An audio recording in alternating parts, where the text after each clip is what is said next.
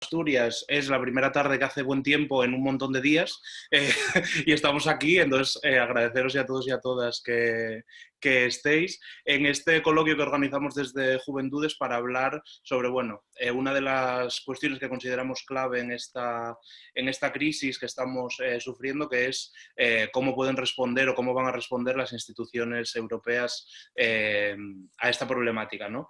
Sabemos que tenemos citas muy importantes a lo largo de los próximos días. El Consejo Europeo, que se va a celebrar en unas semanas, es una de ellas. Y bueno, para hablar de ello considerábamos muy interesante poder contar con la experiencia de dos personas a las que todos y todas conocéis, que son Eduardo Madina y Elena Valenciano. Por si acaso hay algún despistado, les voy a hacer una pequeña presentación de cada uno de ellos. Eduardo Madina comenzó su andadura política en las Juventudes Socialistas de Euskadi, de las que fue primero su secretario de Política Institucional y su secretario general después. Fue concejal también en el Ayuntamiento de Sestao desde el año 1999 y diputado nacional entre los años 2004 y 2017, con un pequeño descanso ahí en el medio. También trabajó en el Parlamento Europeo durante unos años, donde coincidió con Elena y donde ocurrió esa conocida anécdota del puto hielo que también comentó Elena en una ocasión. Además, ha sido miembro de la Comisión Ejecutiva Federal del PSOE y de su Comité Federal, secretario general del Grupo Socialista y coordinador de los trabajos de la Ponencia Política para el 39 Congreso Federal del PSOE. Esta es la biografía oficial. La extraoficial es que, además de todo esto, es inspiración y referente para muchos y muchas socialistas, especialmente para una generación a la que pertenezco.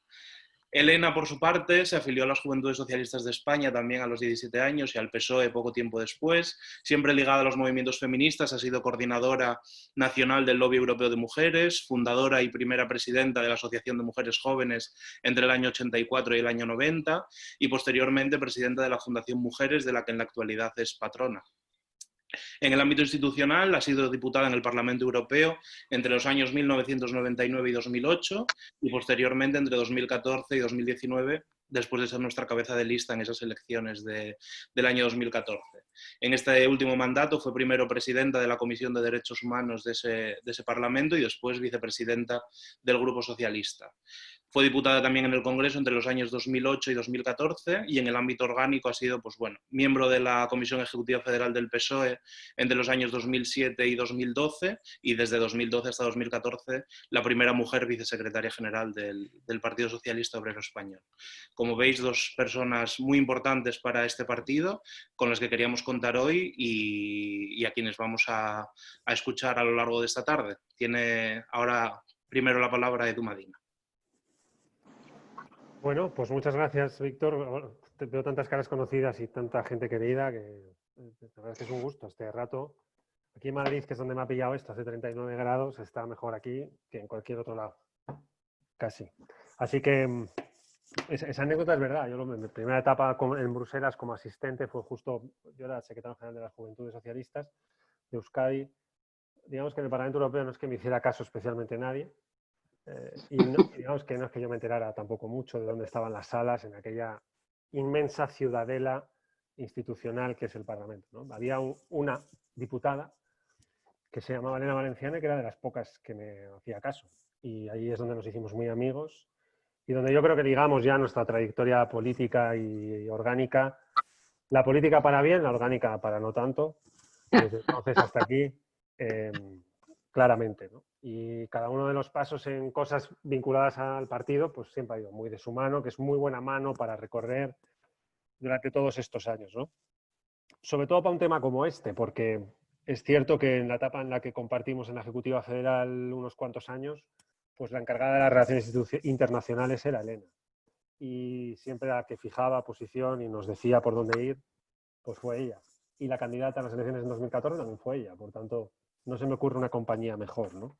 Es verdad que para entrar en el tema, bueno, yo creo que la Unión Europea, con todo lo que queráis que eso signifique, llega a esta crisis a un todo o nada. Digamos que a un duelo al sol, donde lo que entra en juego es su propia continuidad como proyecto político.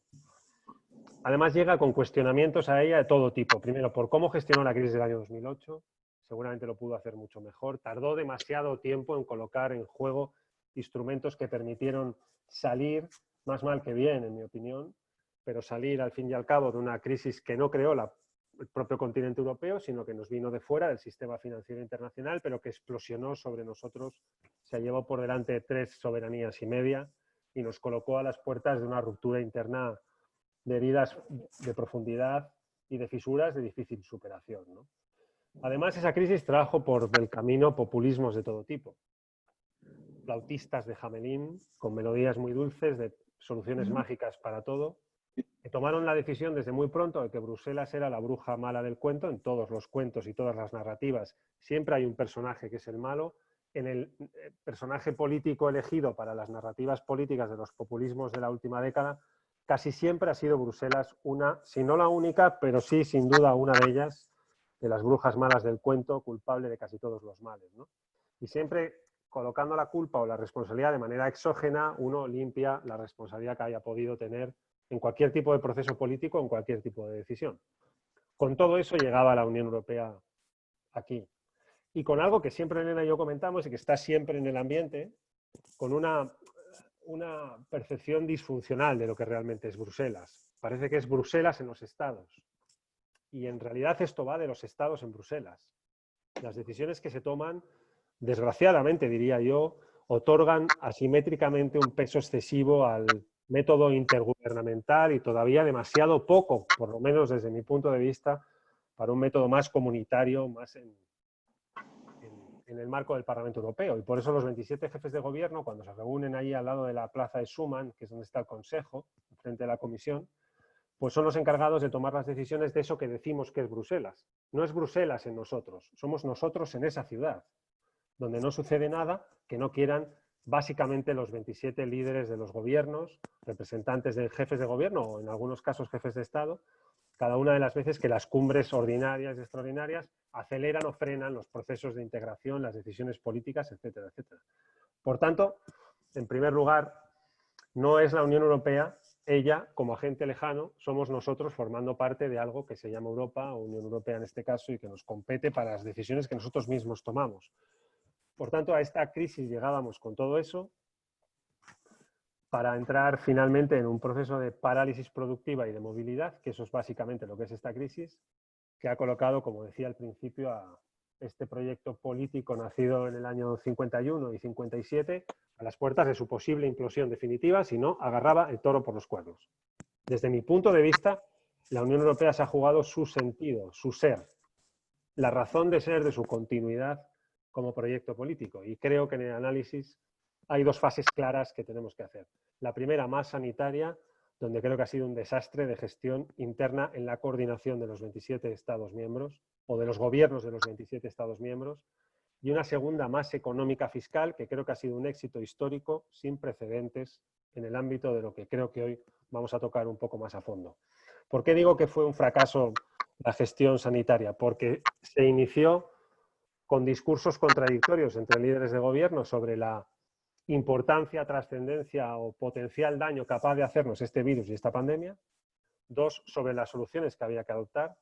3, sobre una ruptura de espacio Schengen de manera unilateral por países que han ido progresivamente cerrando fronteras sin coordinarse con los países vecinos, por supuesto sin coordinarlo con el conjunto de los países miembros del acuerdo de Schengen, y rompiendo el espacio de libre tránsito unilateralmente países como si no formaran parte de un espacio compartido, que tomaron decisiones de manera unilateral y aislada de todos los demás, como si los virus supieran de fronteras, como si supieran de lo que significa el espacio Schengen, como si no hubieran pasado ya a través de ellas y de ese libre tránsito durante todos los meses previos a los procesos de cierre de países que se produjeron en el entorno de mediados, finales de marzo.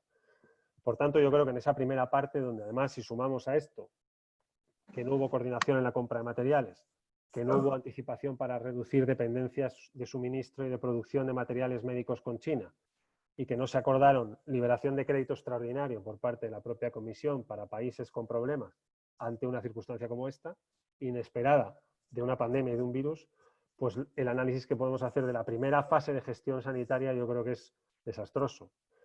Y la mayoría de los analistas llegan al round económico y fiscal cruzando los dedos y con el corazón en un puño porque el precedente no era bueno.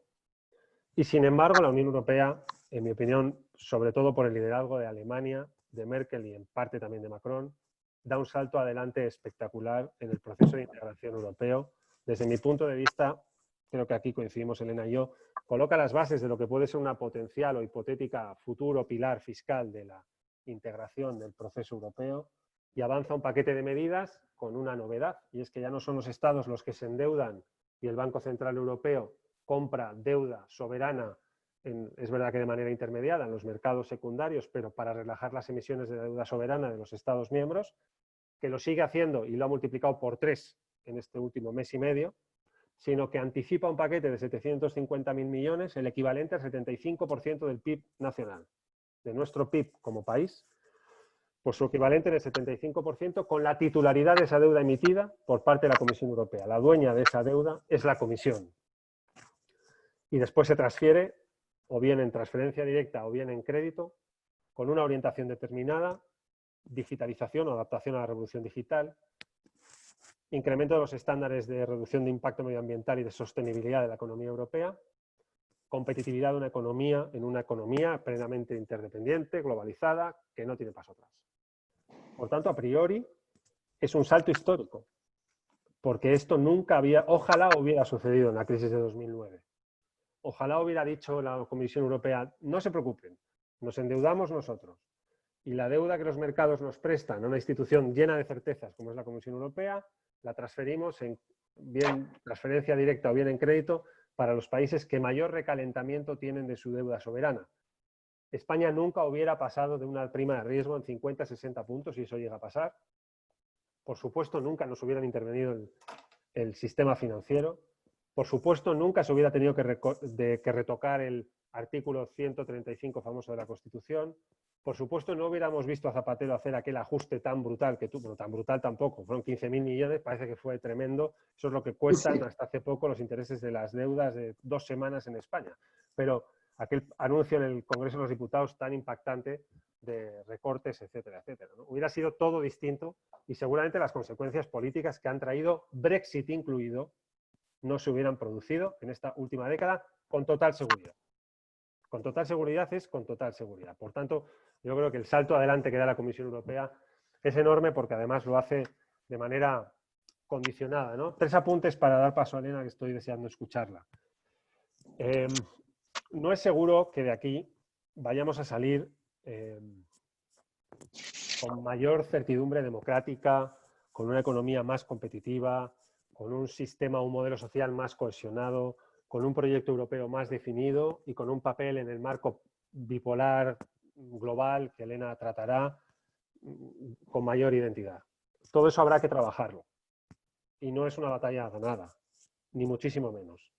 La Unión Europea es un continente de 500 y pico millones de personas, altamente envejecido, con problemas muy notables de competitividad económica frente a las 2 grandes potencias, básicamente China y sus países satélites, y Estados Unidos y sus países satélites, que tiene dependencias de sectores vulnerables de la producción económica, que tiene poca incorporación de valor añadido a su cadena productiva, que tiene en una cadena productiva plenamente globalizada dependencias de sistemas políticos contradictorios con nuestros principios fundacionales, como por ejemplo China.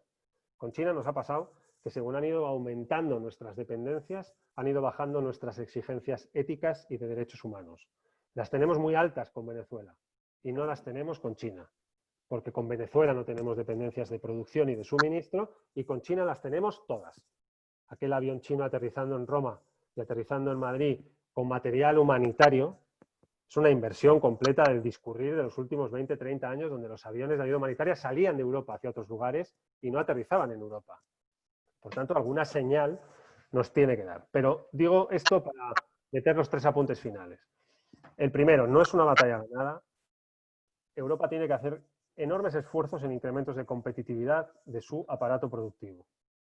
Enormes esfuerzos. Yo lo digo siempre, pero, y ya me repito y me recuerdo a mí mismo diciéndolo y parezco un pesado. Pero China cada año produce el mismo número de ingenieros que el resto del planeta, junto. Y Harvard, ella sola, tiene el mismo presupuesto que todas las universidades públicas de toda Europa. Ese es el tamaño del desafío competitivo que tenemos, que no se supera ni se sujeta con tener más turismo o hacer más casas, ni muchísimo menos. Tenemos, por tanto, grandes exigencias en el ámbito de la competitividad por valor añadido, por adaptación a la revolución tecnológica y por mejora en el impacto en huella ecológica. Y además, salvaguardar la viabilidad de los sistemas democráticos. Hungría y Polonia son dos enormes alertas. Víctor, con esto termino, recordaba mi etapa en el Parlamento Europeo y la de Elena. Ahí había un señor en Austria que se llamaba Haider, líder de un partido fundado por exdirigentes nazis en Austria. El Partido Popular Austriaco, en aquella Unión Europea 15, pasó por problemas de mayorías y decidió meter el partido de Haider dentro del gobierno austriaco. Los otros 14 Estados miembros, incluido un tal José María Aznar, emitieron sanciones. Sanciones de aislamiento diplomático, de aislamiento bilateral y de anulación de Austria como candidato a cualquier tipo de organismo multilateral. Hasta que es verdad que un tiempo después Haider decidió no entrar en el gobierno, se fue relajando la tensión, pero la Unión Europea se plantó. Hoy, frente a Hungría y frente a Polonia, no se ha plantado. Cuando digo la Unión Europea, digo de nuevo los otros 25 Estados miembros. No digo un funcionario de la Dirección General de la Comisión. Digo los otros 25 líderes que no tienen nada que decir, aparentemente, ante dos democracias en suspensión. Democracias en el sentido europeo están en suspensión. Por tanto, ojo, que el discurso de la eficiencia en la lucha contra las crisis, de sistemas más autocráticos, de concentración de poder, no tenga el viento de cola después de esta crisis, porque las consecuencias políticas y sociales que vendrán están sin escribir. Sabemos que nos vamos a meter, aquí ya sí que termino, en una caída de 13 puntos del PIB, en el mejor de los casos de 11, en una deuda pública en el 120%, en un desempleo en el 22% y en un déficit público del 10%. Si alguien cree que la Unión Europea se va a dedicar, y alguien incluso del gobierno de España, me da igual de cuál de los dos partidos, si cree que la Unión Europea se va a dedicar a financiar déficits abultados estructurales de los Estados miembros de la eurozona, se equivoca. Y si cree, con el viento de cola de la ayuda europea, se sale de una avería de este tamaño, también se equivoca. Habrá que hacer reformas, habrá que corregir el déficit y habrá que hacer adaptaciones de nuestro aparato productivo a los retos del futuro, que tienen que ver con la digitalización, la sostenibilidad, la competitividad y un mercado laboral cambiante y no exento de modificaciones profundas por la revolución tecnológica. Ese es el gran debate que tenemos. Yo creo que tiene que ver con lo que vamos a ser como país en las próximas décadas, casi que de manera mancomunada con lo que va a ser Europa, ¿no? Todos sus debates son nuestros debates. A mí me encanta ver a Pablo Iglesias, con quien tengo muy buena relación, que ya cruza los dedos esperando cosas de Bruselas, ¿no? Cuando le conocí no paraba de ponerla a parir. Así que poco a poco, pues, en fin, parece que Podemos va aprendiendo un poco de la socialdemocracia. Esperemos que la socialdemocracia no aprenda mucho de Podemos. Gracias.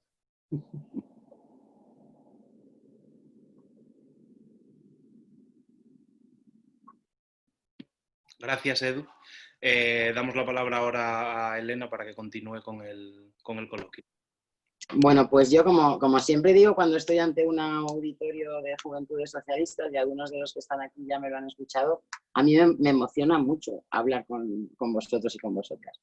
Estoy particularmente, digamos, preocupada, ¿no? por tratar de transmitir lo que puede ser interesante para vosotros y para vosotras.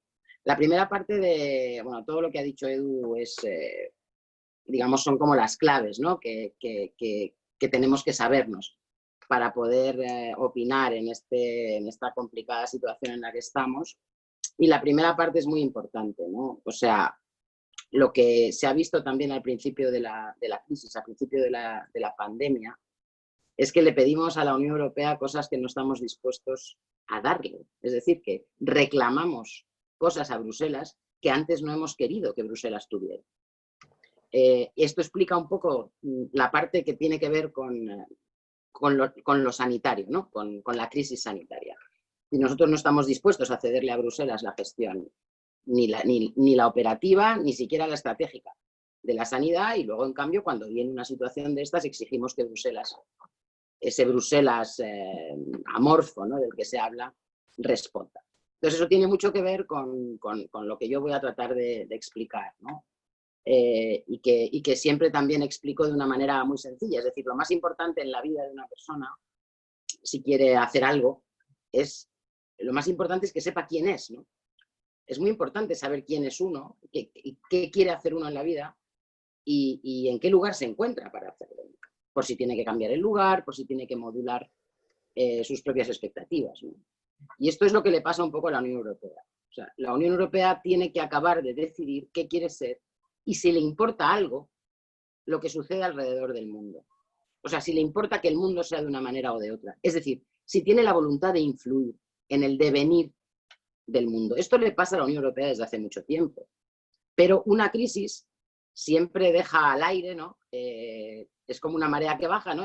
Deja al aire los problemas más graves, ¿no? Más estructurales de una sociedad, o en este caso de la sociedad europea o de la política europea. La Unión Europea es un proyecto sui generis, de tal manera que es absurdo intentar acudir a ejemplos externos, ¿no? Ahora se ha estado hablando mucho en estos días del modelo norteamericano.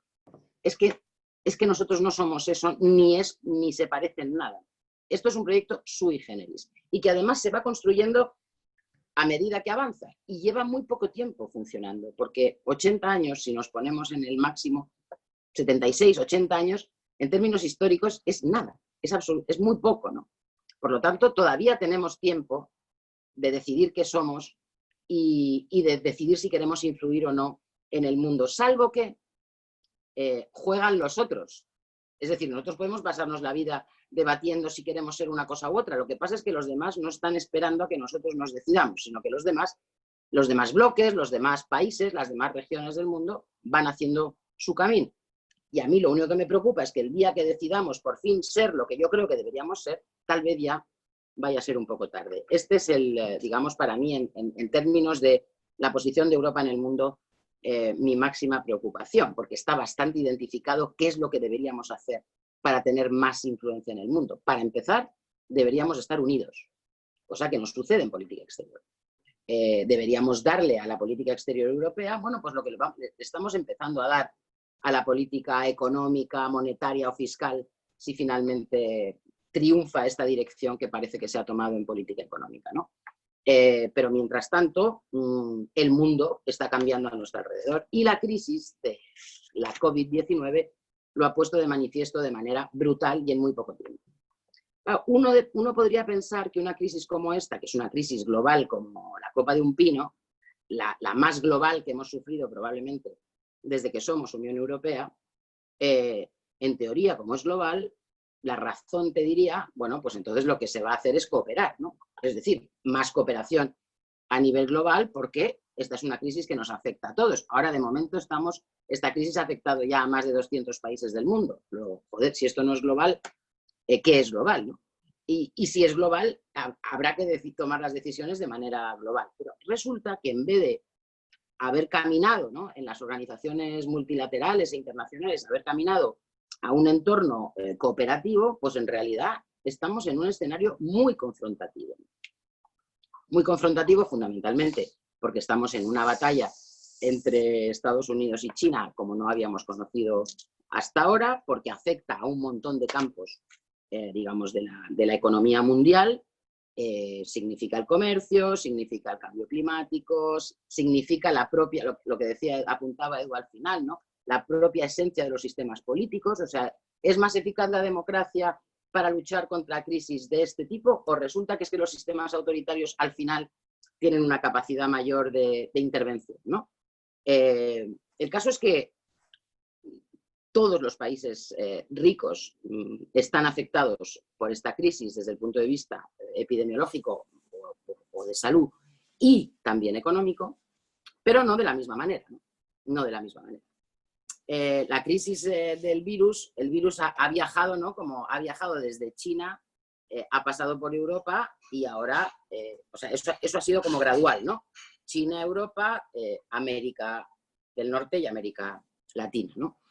Sabemos ya que la eurozona va a caer en los términos en los que ha expresado Edu, que en resumen es la mayor caída que hemos conocido en nuestra historia, que Estados Unidos y Japón también van a caer, aunque no tanto, que China se prevé que su actividad no caiga, aunque es verdad que por primera vez va a ir a un crecimiento del 1%, lo cual no sucedía desde el año 75, y luego tenemos los países en desarrollo o los países emergentes, que es donde realmente va a venir el mayor golpe, ¿no? Porque de esto no nos hemos preocupado mucho de momento, pero estoy tratando de ver si la Unión Europea tiene la capacidad de tener una visión global ante una crisis global. Los países en desarrollo o los países emergentes están enormemente afectados, no solamente por el virus, sino por el frenazo de sus economías, ¿no? Aquí va a haber un frenazo impresionante del comercio mundial, caída de la inversión extranjera, caída brutal de las remesas de los inmigrantes, caída de los precios de las materias primas, y luego ellos, los países emergentes y en desarrollo, tienen una gran parte de su economía, es economía informal, ¿no? Se calcula más o menos que 2/3 del empleo en los países en desarrollo es economía informal. Eso quiere decir que las medidas que nosotros adoptamos para frenar el virus, ellos no las pueden adoptar, ¿no? O sea, los países en vías de desarrollo y emergentes, y los países pobres en general, no pueden confinar a la gente en sus casas, porque la gente vive de su trabajo diario, de la venta diaria de sus productos. No te digo ya cuando hablamos de que es muy importante lavarse mucho las manos, en muchos sitios donde el acceso al agua es realmente complicado. O cuando decimos eso, que hay que quedarse en las casas, pero dígame usted, cuando dice casas, ¿a qué se refiere exactamente? ¿Y cuánta gente está confinada en esas casas, ¿no? O cómo son los servicios de salud en esos países. Es decir, en los países en desarrollo y emergentes es muy posible que las consecuencias del coronavirus sean mucho peores que la epidemia en sí. ¿Cuál es la respuesta a eso de la Unión Europea? Bueno, pues hasta ahora frágil. No así de China, que ha respondido, yo creo que tratando de mejorar su imagen ante el resto del mundo, que ha respondido con una apuesta enorme por la ayuda, la solidaridad, etcétera, las inversiones incluso en todos estos países, ¿no? Bueno, la Unión Europea ha lanzado un programa que se llama Team Europe y que me parece que son como 35.000 millones para los países en desarrollo, o sea, un programa de cooperación, y 9.000 millones para la investigación de la vacuna. Pero claro, como os decía cuando me refería a China, aquí hay un hecho diferencial clave, ¿no? Y es el papel de China como actor global. Entonces, en la medida en que nosotros estamos muy preocupados, claro, por lo que nos pasa a nosotros dentro de nuestras fronteras, como ha explicado Edu, ¿no? El problema es que como este es una crisis global, no se resuelve solo con lo que hagamos dentro de nuestras fronteras. Es más, los epidemiólogos dicen que el virus desaparece solo si desaparece en el conjunto del mundo, ¿no? No digo, imaginaos lo que nos está pasando a nosotros, a España, con esto de no poder abrir realmente nuestras fronteras, o a otros países mucho más dependientes que nosotros de la industria del turismo, ¿no? Bueno, pues la política exterior de la Unión Europea tendrá que adaptarse a un mundo en el que ya las cosas van a ser así, ¿no? La crisis también agudiza una tendencia. La tendencia de que China iba a jugar un papel como actor global era una tendencia ya muy clara y ahora se va a convertir en una realidad, ¿no? Por el otro lado, pues Trump no ha parado de agravar la confrontación con China. No parece que tenga la más mínima intención de bajar esa tensión, ¿no? Como os decía, afectando al comercio, las telecomunicaciones, los visados, el mar de China, en fin, todos los elementos de conflicto están puestos sobre la mesa. Por lo tanto, esa escalada, ¿no? de los Estados Unidos, de Trump contra China, China actuando como un actor humanitario global, complica muchísimo el sistema multilateral, que es el sistema que defiende, dentro de lo que son sus políticas y sus valores, la Unión Europea.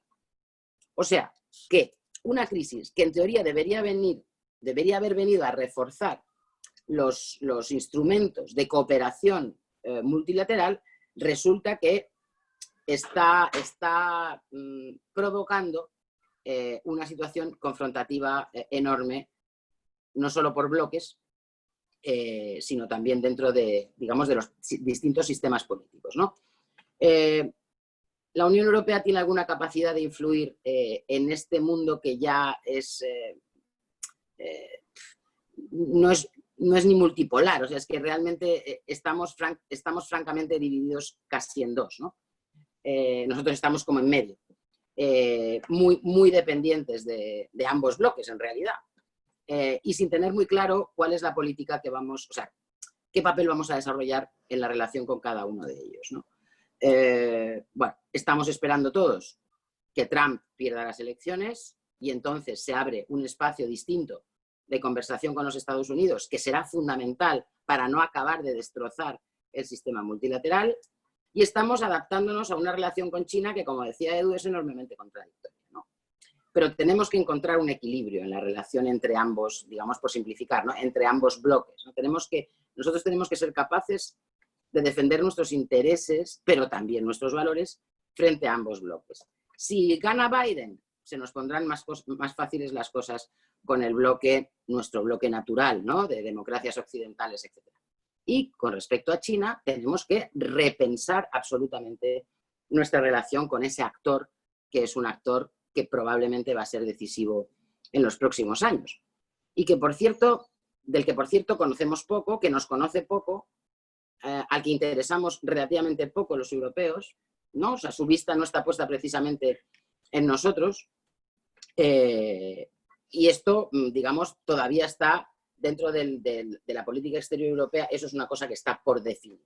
Igual que está por definir la relación con Rusia, porque aunque Rusia, en fin, Rusia en este momento juega un papel un poco más de, permitidme que os diga, de tocapelotas que de mucho más. Es decir, no tiene una posición muy constructiva. A nosotros nos complica muchísimo la relación con los países europeos del bloque del Este, nos la complica muchísimo.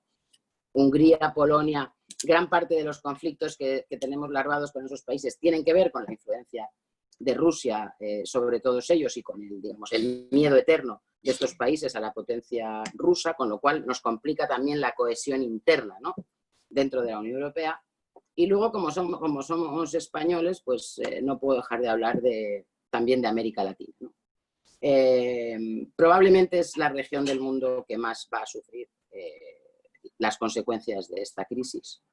Los africanos también, pero los africanos tienen la bomba demográfica en sus manos, es decir, que de aquí a 50 años de lo que vamos a hablar es de la potencia del continente africano, o si somos capaces de hacerlo bien, si no hablaremos de los centenares de miles de millones de africanos que conquisten un continente como el europeo, que estará lleno de viejos que serán incapaces de detener la entrada de la juventud africana, ¿no?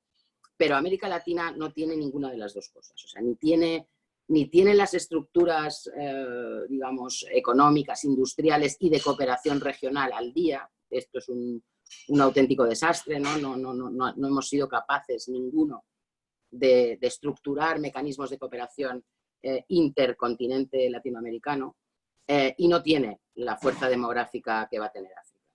Nosotros como españoles deberíamos hacer de ello una absoluta y total prioridad, ¿no? Pero no es mucho el caso. Es verdad que la situación en América Latina es desastrosa en este momento. Los tres países más importantes, Brasil, Argentina y México, cada uno cogido por separado, son un auténtico drama. Y por lo tanto tenemos al continente latinoamericano completamente al pairo, ¿no? Bueno, ¿cuál va a ser el papel que juegue la Unión Europea en ese contexto? Pues es que en este momento, francamente, tenemos muy poco papel ahí, ¿no? Así que, claro, el problema es que en un mundo desordenado, digamos, en el que ese desorden lo que hace es darle más fuerza a los bloques más poderosos, Europa trata todavía de buscar cuál es exactamente su papel, ¿no? Muy preocupada por lo que le pasa a la propia Europa, porque es muy compleja la construcción europea, sin mirar demasiado fuera, mientras fuera las cosas fuera se está montando la de Dios, ¿no?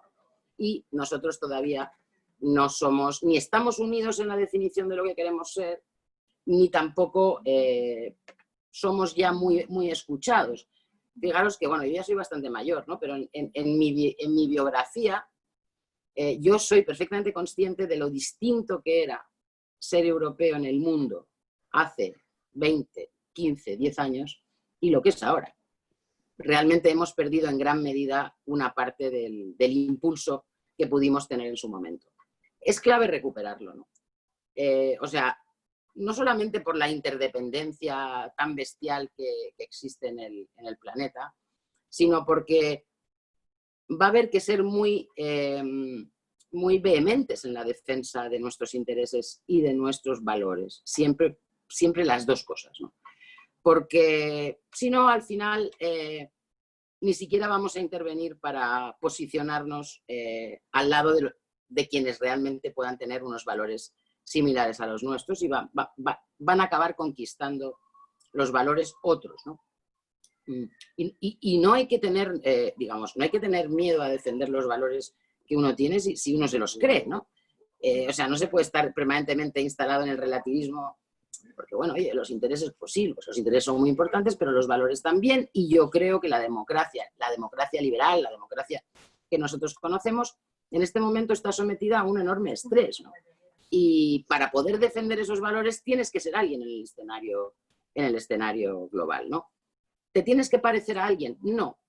Ahora se hablan mucho en Bruselas de una cosa que me hace mucha gracia, que se llama algo así como el estilo, que bueno, a lo mejor para vosotros incluso ni siquiera significa mucho, ¿no? Pero es el estilo Sinatra, ¿no? Digamos, la fórmula Sinatra, que es My Way. O sea, ustedes europeos tienen que encontrar su My Way, ¿no? Su manera de estar en el mundo, su manera de influir en el mundo. Para eso ustedes tienen que sin duda fortalecerse. Claro, primero hay que fortalecer la economía, porque si nos empobrecemos todos, como por cierto parece, vamos todavía a tener menos posibilidades. Pero en cualquier caso, hay que pensar si nos importa o no nos importa, qué suceda con el continente latinoamericano, qué suceda con el continente africano, cuál va a ser el poder que vaya a ejercer China en nuestras propias vidas y qué pasa con unos Estados Unidos que han sido referencia siempre, ¿no?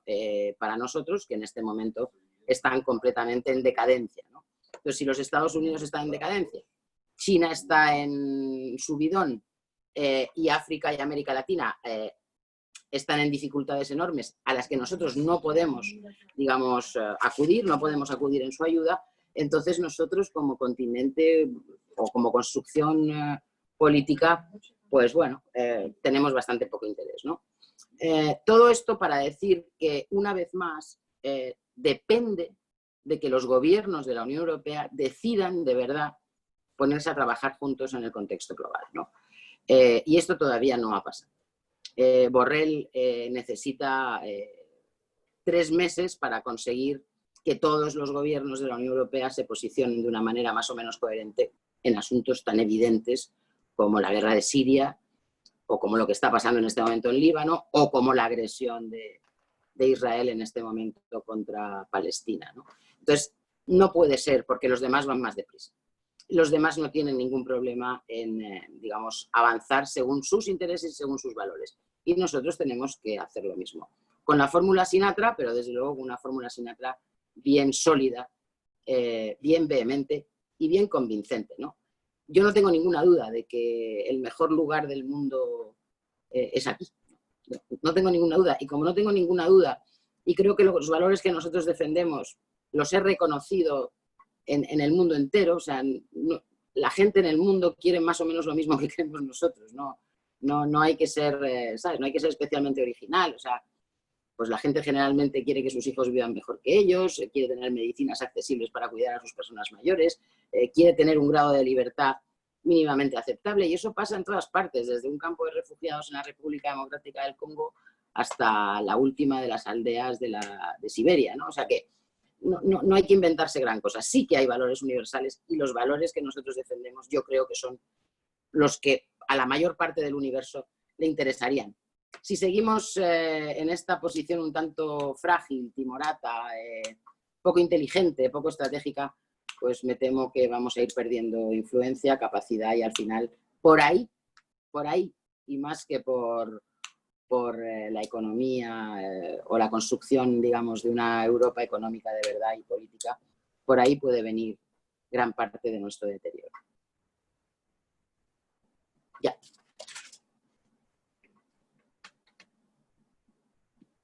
Muchas gracias a los dos por las exposiciones tan interesantes que habéis hecho. Vamos a abrir ahora el turno de palabras, que seguro que hay preguntas interesantes a las que responder. Si os parece, como el tema de lo de levantar la mano que se puede hacer es un poco lioso, escribid por el chat escrito los que queráis pedir la palabra, porque así también podemos respetar el orden de la petición de las palabras para ir dándoslas. Animaros, que seguro que alguna pregunta hay por ahí. Si no, os hago yo una, mientras la gente se anima a preguntar. ¿Qué esperáis del Consejo Europeo que se va a celebrar en las próximas semanas? Creo que es el fin de semana del 17 de julio. ¿Creéis que servirá de verdad para dar respuesta a todos estos retos que habéis expuesto vosotros muy bien? ¿O creéis que será una reunión fallida más de las muchas que suele tener el Consejo? No, yo creo que está todo bastante cocinado, afortunadamente, ¿no? Es posible que haya alguna resistencia en cuanto a los miles de millones, es posible que haya alguna resistencia en cuanto al reparto de que se van a convertir en líneas de crédito y que van a ser transferencias directas. Pero a mí me da la impresión de que está muy cocinado. Tened en cuenta que Angela Merkel, digamos, es quien pastorea mejor a los frugales, ¿no? Y Angela Merkel ha hecho de esta parte de su vida política una apuesta claramente europeísta, ¿no? Ella empieza a presidir la Unión Europea el 1 de julio y ella, yo creo que ha pastoreado eso muy bien. Además, como decía Edu antes, bueno, antes lo decía para que no hubiera habido Brexit, pero el hecho de que haya habido Brexit también simplifica bastante las cosas, porque los frugales están mucho más debilitados sin el Reino Unido que si el Reino Unido estuviera dentro, ¿no?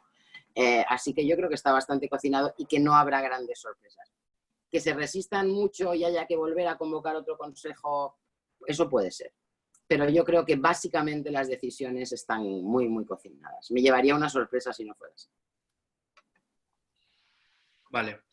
Gracias. Ha pedido la palabra David Vega, de Gijón.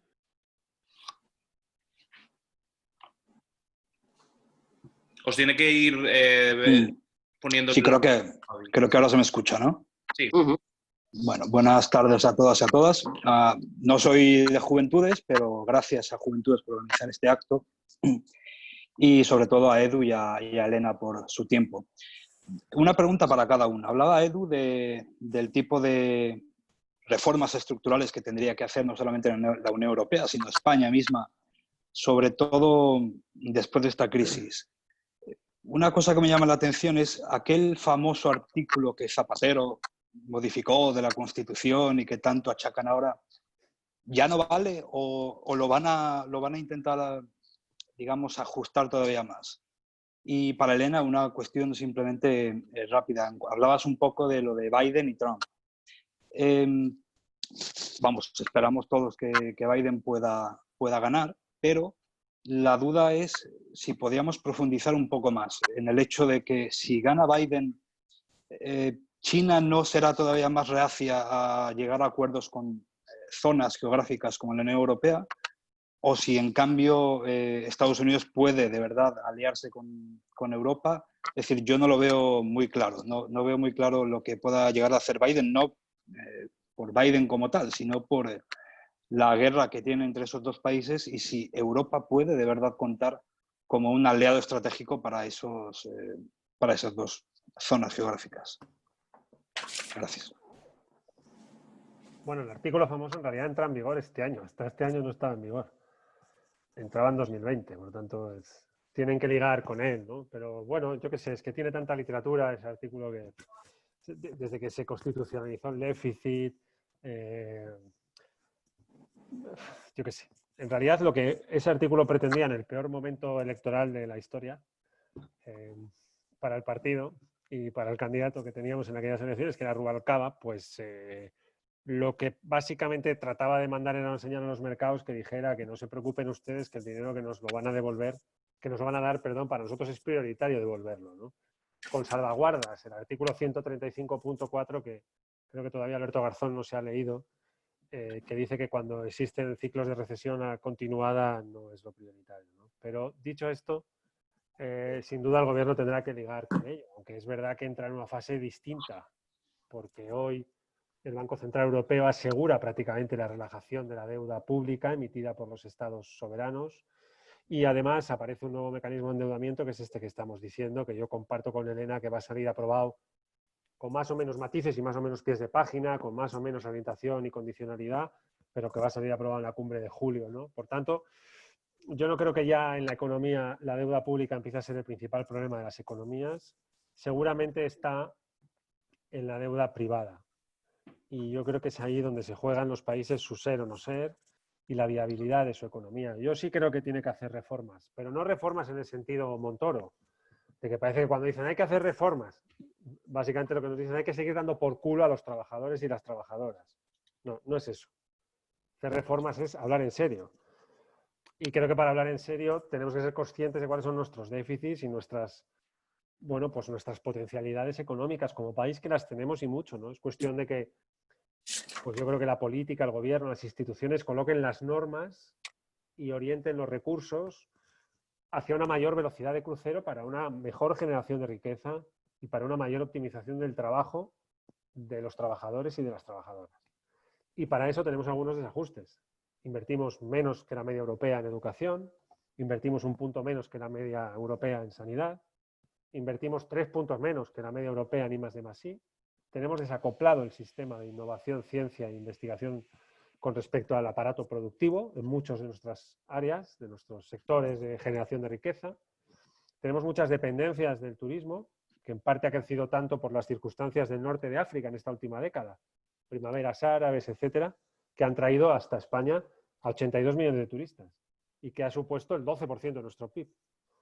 Eso no va a seguir siendo así, primero porque el futuro del norte de África será un futuro mejor, porque cada vez se compite más por calidad turística en otros lugares del mundo y porque hay un virus que afecta a la movilidad.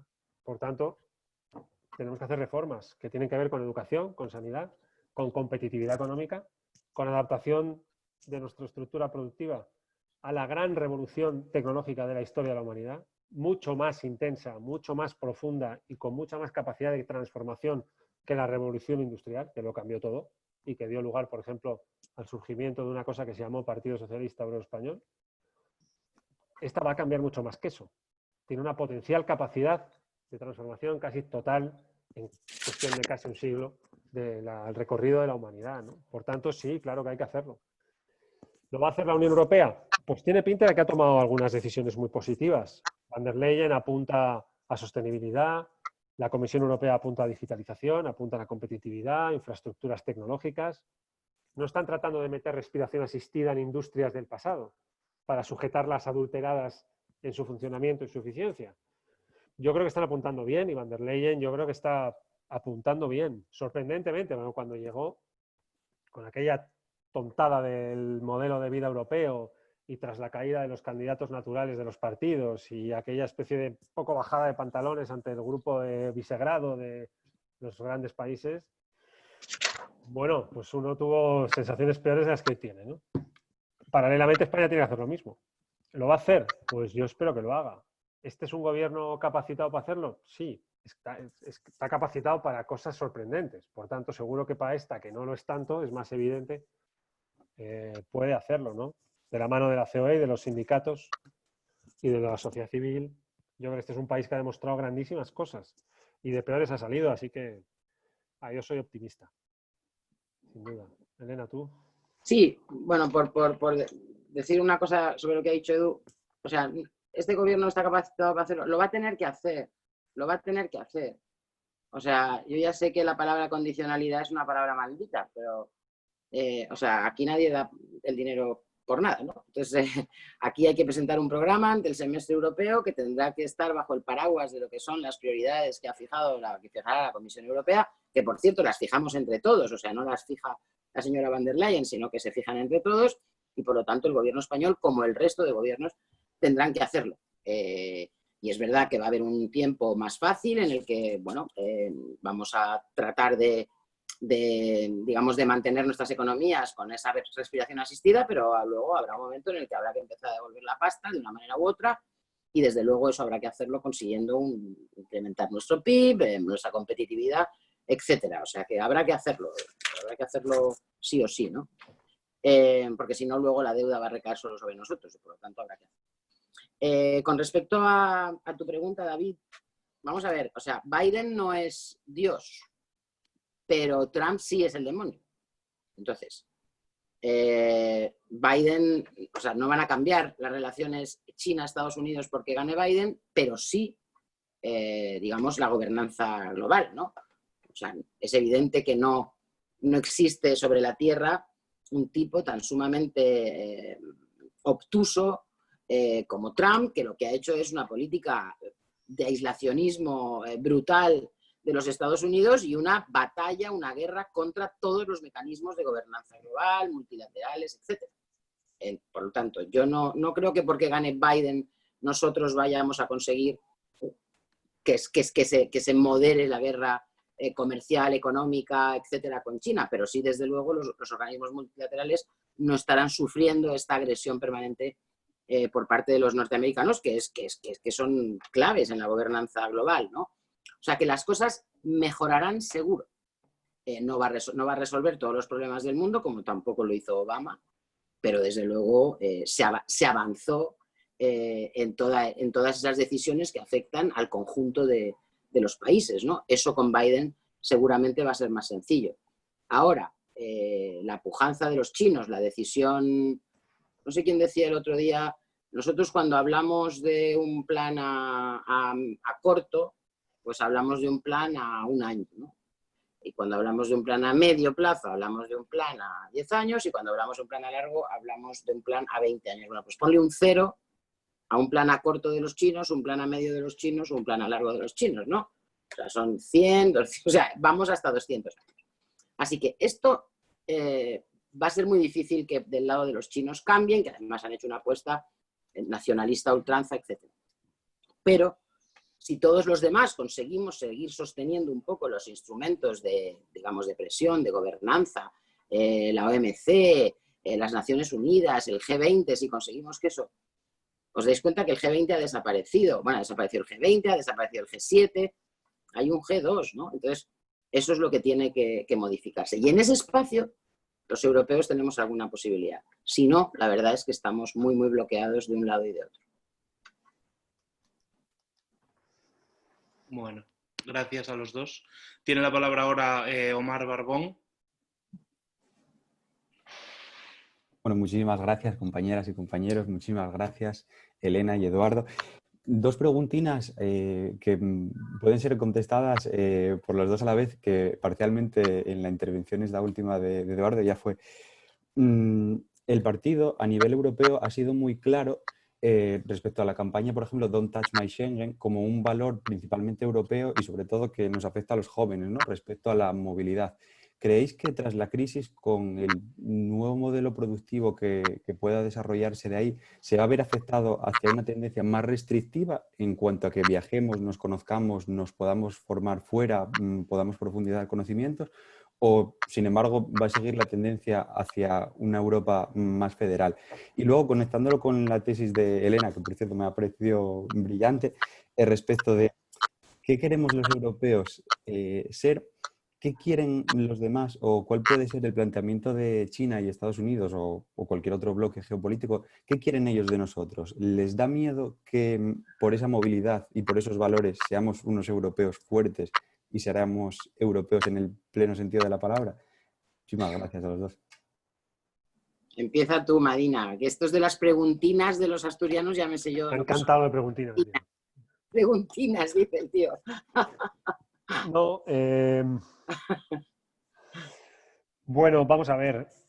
Yo creo que va a depender un poco de cómo sea el proceso político subsiguiente a la crisis económica en la que estamos, ¿no? Si Europa permea este discurso de, pues un poco, los politólogos hablan de un ciclo contractivo de la globalización, que es como, parece una frase de $1000, ¿no? Ciclo contractivo de la globalización.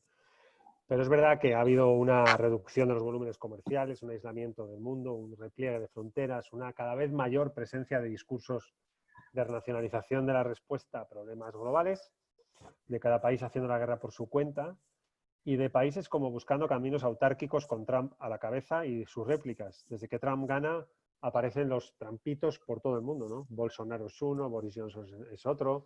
El mundo se llena un poco de ese tipo de perfiles porque los dirigentes políticos tienen la capacidad de generar cultura a su paso, por buenos o malos que nos parezcan. Y a veces te das cuenta y otras no te das cuenta, pero se van generando procesos de mimetismo, procesos de copia, van generando una cultura. Y cuando convierten su victoria electoral en una victoria cultural, date por jodido, porque entonces se quedan. Y eso es lo que está en juego en estas elecciones en Estados Unidos, ¿no? Si la victoria electoral de Trump de hace 4 años y pico, casi que hay 4 años, perdón, es también una victoria cultural. Es decir, si ya domina la década y con ella este ciclo contractivo de la globalización. Si permea dentro, pues podemos poner procesos similares a los que hemos visto en Reino Unido, en la Unión Europea, en función de la intensidad y el recorrido que tenga esta crisis. Yo debo decir que tengo mucha esperanza en el paso adelante económico y fiscal que da la Unión Europea a través de esta cumbre. Y que estas decisiones, que estoy de acuerdo, es un dinero que hay que devolver, habrá que ver si lo hacen a través del presupuesto europeo, qué partes son transferencia, qué partes son crédito, qué condicionalidad, cuánto aguantan los países con déficit abultados.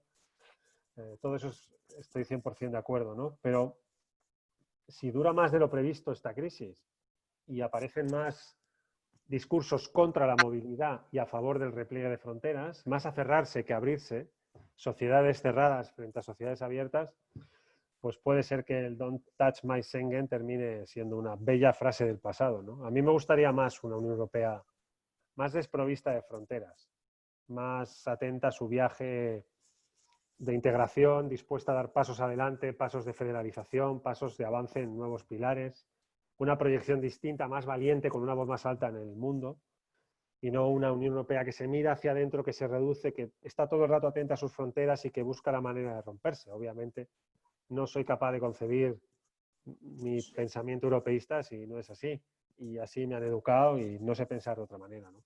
Yo creo que Marx, que hablaba de las superestructuras económicas, yo creo que hablaba de ello por algo. Y creo que son muchas veces capaces de modificar por completo el recorrido de la historia. Y la última crisis nos lo enseña de manera muy, muy clara. Así que de cómo se resuelva esta crisis política, pues dependerá, esta crisis económica, perdón, dependerá el tamaño y la intensidad que tenga las réplicas políticas que seguro que trae, ¿no? Ojalá sean en términos positivos y de avance, y hayamos demostrado o seamos capaces de demostrar que hemos aprendido algo de la crisis de 2008, ¿no? Ella tuvo una extraordinaria capacidad de hacer daño político. Vamos a ver esta. Ojalá no sea tanto. Sí, en realidad la preguntina, si tuviéramos Madina y yo la respuesta, seríamos, vamos, o sea, como dice Felipe González últimamente, la única seguridad es la incertidumbre, ¿no? No sabemos. No sabemos. Hay las dos tensiones, ¿no? Como os decía al principio, a mí cuando empezó todo esto pensé, bueno, pues ahora ya todo el mundo se va a dar cuenta de que necesitamos gobiernos cada vez más globales, decisiones cada vez más globales, pero no, eso no ha pasado. O sea que de momento ya ahí me equivoqué. También puede haber una reacción a todo eso, ¿no? Un poco lo que está pasando con Trump en Estados Unidos. Es decir, cabe que Trump acabe dominando la década o cabe que se ha pasado tanto que ha conseguido una reacción desconocida hasta ahora por parte de los progresistas norteamericanos, ¿no? Y de los movimientos civiles y de los negros, etc. Cabe que haya una respuesta a todo eso, pero eso va a depender también de qué pase con el puto virus, ¿no? O sea, claro, nosotros hemos estado todos encerrados porque teníamos miedo, entonces si seguimos teniendo miedo vamos a seguir encerrados, ¿no? Y eso es lo que les pasa también a los países y a los gobiernos, ¿no? O sea, si tienen miedo no se van a abrir, ¿no? Entonces, supongamos que efectivamente hay una vacuna dentro de un año y entonces, pues, bueno, pues entonces probablemente sí haya una reacción a volver a abrirse o a abrirse todavía más después de lo que ha sucedido. Pero también puede ser que el miedo nos atenace a todos, incluidos los gobiernos, y que la gente busque la seguridad de su espacio doméstico, de su frontera o de su, ¿no?, espacio de geopolítico, ¿no? Lo que les pasa a las personas es lo que les pasa a los países, no es muy distinto. Entonces es muy difícil en este momento saber cuál va a ser la dirección. Las cosas no son nunca de un día para otro, ¿no? O sea, las crisis duran mucho más que la crisis en sí, ¿no? Las consecuencias de las crisis son mucho más largas de lo que son las crisis en sí. Y nosotros llevamos llevamos 2 crisis muy importantes en 10 años o por ahí, ¿no? 11 años. Son 2 crisis muy gordas en muy poco tiempo. ¿El mundo se va a volver a replegar para tratar de defenderse? ¿O el mundo se va a abrir porque va a comprender que solo abriéndose va a tener la capacidad de defenderse? Pues esa es una pregunta que yo desde luego no puedo contestar. Me gustaría que pasara lo segundo, por supuesto. Gracias. Tiene la palabra ahora Sergio de Oviedo y os recuerdo a los demás que podéis continuar pidiendo la palabra a través del chat.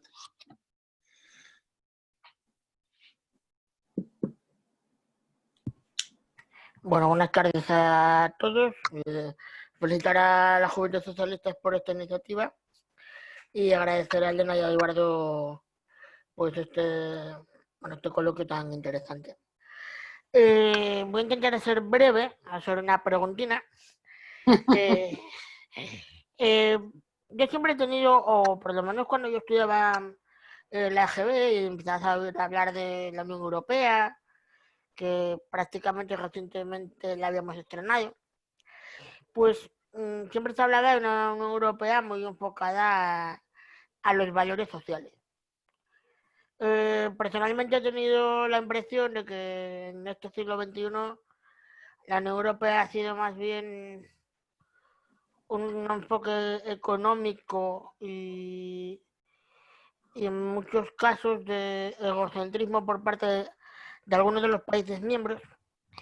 Y a mí me gustaría saber vuestra impresión si creéis que la Unión Europea post-COVID puede ser una Unión Europea que retome esos valores sociales del estado de bienestar, que proteja a las personas vulnerables, que pueda incluso, por ejemplo, articular medidas que hagan a los países potenciar el teletrabajo para colectivos de riesgo, ya no solo de exclusión social, sino colectivos que, por ejemplo, en situaciones como esta crisis actual, se van a ver más perjudicados a la hora de esta reactivación, como pueden ser personas parados de larga duración, personas con discapacidad, que siempre tenemos un mayor límite o una mayor dificultad de acceso al empleo, y medidas como el teletrabajo pueden ser una herramienta perfecta para potenciarlo. Entonces, bueno, pues me gustaría saber un poco si realmente creéis que la Unión Europea va a seguir centrada en esas políticas económicas como han venido hasta ahora, o si vamos a volver a mirar a la gente. Bueno, yo no sé, creo que no se puede desligar el modelo europeo del modelo social europeo. Y que en realidad el gran acuerdo entre el capital y el trabajo después de la Segunda Guerra Mundial, en el fondo va de eso, ¿no? De generar un espacio compartido amplio donde un altísimo porcentaje de la población vive con unos estándares mínimos de dignidad vital asegurados. Es verdad que no es perfecto, porque siempre hay gente que no accede, ¿no? Y que queda en los marginales. Pero seguramente la Unión Europea, el gran salto adelante que da en estos últimos 70, 80 años es indesligable de la enorme capacidad de generación de igualdad y de riqueza que el modelo social europeo tiene, ¿no? Por tanto, yo creo que tiene que estar atento a eso y no olvidar que sin distribución no hay justicia social, que es algo que a la derecha española se le ha olvidado siempre. Siempre ha pensado que el modelo social es algo que se puede privatizar y que no tiene incidencia directa en la calidad de nuestro modelo de sociedad. Y después que tiene también una relación directa, evidente, con nuestra capacidad y nuestro modelo de producción de riqueza, que esto es algo que a la izquierda se le ha olvidado. No estamos a favor de un modelo educativo, de un modelo de sanidad universal, de un modelo de altos niveles de financiación de las políticas sociales, porque seamos una teorización redistributiva de la riqueza. No, porque forma parte del modelo de producción de riqueza. Una sociedad más justa, más educada, más sana, es una sociedad más productiva. Esto es algo que a la izquierda se le olvida reivindicar. Le dejamos el discurso de la competitividad de la economía, el discurso de la productividad a la derecha, cuando quienes trabajan son los nuestros. Son los trabajadores, la principal fuerza productiva de cualquier economía. mientras no la sustituyan por inteligencia artificial, algoritmos y robots, es la gente. Y para eso nació este partido, para ponerle voz al trabajo que se hace con las manos y con la cabeza, con nuestra fuerza productiva, la única que tenemos. Pues no tenemos ni sangre azul, ni 7 apellidos encadenados con preposiciones, ni somos Cayetana Álvarez de Toledo. Por tanto, eso lo hemos dejado de lado. Por tanto, no conviene olvidar la extraordinaria importancia que en términos sociales y económicos tiene la defensa del modelo social, de lo que denominamos los estados de bienestar. Y toda su elasticidad, su capacidad de alcanzar más, definen siempre una sociedad mejor. Yo recuerdo muchas discusiones con Alberto Garzón, que le tuve más o menos cerca en el escaño en mi anterior vida, antes de jubilarme, cuando era diputado, y el tío no paraba de hablar de gasto social. Gasto social. Digo, ten cuidado, un día vas a acabar hablando de inversión militar. Al revés.